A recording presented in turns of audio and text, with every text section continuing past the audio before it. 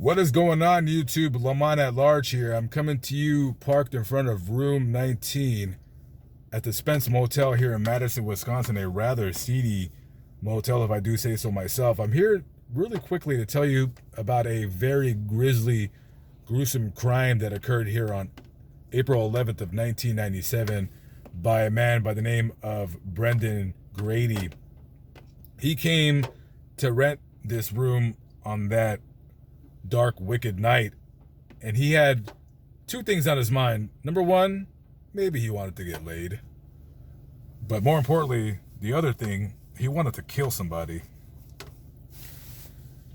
He rents the room and he has an overnight bag. He has several things with him, but he has a couple items with him: a sledgehammer and a knife. He checks into this room. He calls an escort service, and lady picks up the phone and he says, "I am looking for a girl for the night. I like these girls that look like this color hair, so forth and so on." And she tells him, "Oh, I got the perfect girl for you." So she sends over 20-year-old Emma Bacon. She shows up to his room. He opens the door, lets her in. So they quickly get down to business: what he likes, what she does, what she doesn't do, so forth and so on. Small talk, if you will. And all of a sudden, out of nowhere, according to his own testimony, he picks up a sledgehammer and strikes her upside the head with it. Immediately, she starts screaming, but another quick blow from the sledgehammer silenced those screams forever. She falls to the ground unconscious, and that's where he starts bludgeoning her to death, bashing in the side of her skull and her face to the point where she's unrecognizable anymore. After he's done doing his handiwork to her, he immediately takes his knife and plunges the knife, the skin down to the bone on the left side of her thigh, and just carves it out like a fish, just guts it to the bone. He proceeds to do the other leg just as so.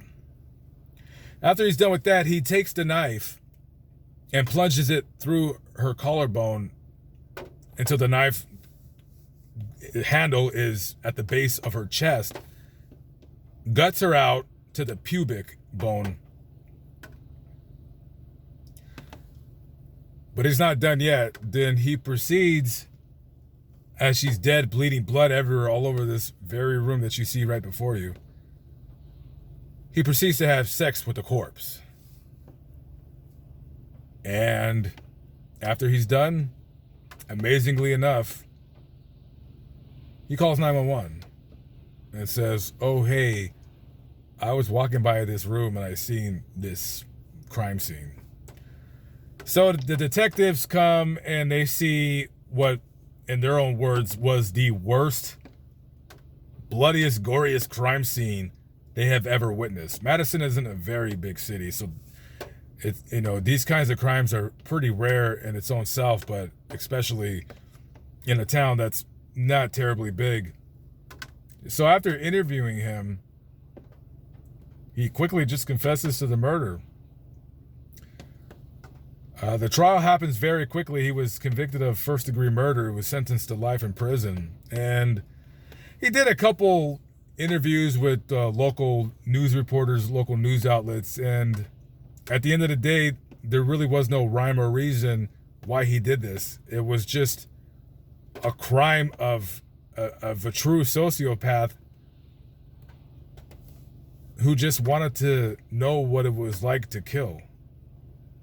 And there's detectives that worked on this case that to this very day never seen anything like it. No rhyme or reason. There is no why in this story. Just a crazy lunatic. And one of the reporters asked him, "Hey, if they were to let you out today, right now, would you do this again?" And he says, and I quote, "What do you think?" Just a man who doesn't need to be on the streets with normal, insane people. Anyways, just a quick video. crime scene video. I would post photos of what happened, but of course, YouTube would probably take the video down. But again, if you have the stomach for it, Google is at your disposal. Excuse me. Anyways, Lamont at Large coming to you live, but not live from the Spence Motel. Take it easy. Peace out.